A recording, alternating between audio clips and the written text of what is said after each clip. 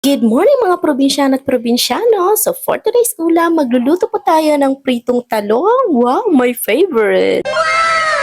So ayan, nagasan muna natin para kahit pa paano maging malinis naman ang ating kaloob-looban, hindi lang yung panlabas. Hoy! Ay, wait lang, parang may mali ata sa talong na to.